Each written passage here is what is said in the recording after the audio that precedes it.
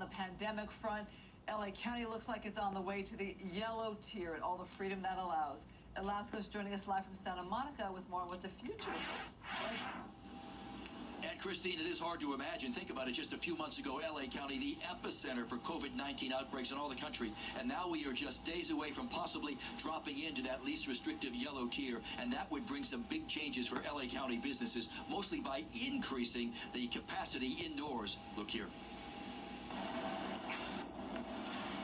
Businesses in LA County setting up, getting ready to go yellow. The least restrictive tier, maybe next week. Yellow, again, is 50% to go back to normality. That's how I see it. I want to see the 50% capacity, not like, okay, we're not there, but we're more there than like in a bad situation. I think we're going to be good. A possible yellow tier brings hope here at F45 training in downtown LA and at all the other gyms right through LA County, forced to close for more than a year by the shutdown, and then even after reopening, kept to a much smaller capacity. We have been aggressively affected. We were closed for 15 months and no income was generating during that time.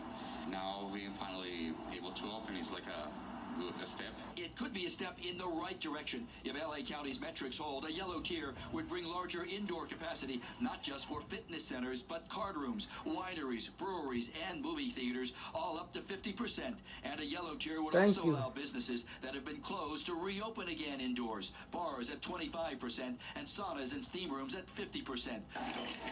But just because indoor capacity might increase doesn't mean business will too. I think that, frankly, people who have been going to gyms will continue to go. I think that people who've been reluctant to go to indoor bars will probably not go just because this has changed. Health officials credit LA County's vaccination rate, more than 2.6 million fully vaccinated, as a big reason the county is really close now to that yellow tier. But back here at F45, it feels more like it could be business as usual. We feel like, okay, we're going to be back to normal because we can put at least 24 people, and that's what our classes before COVID were having 27, 28 people.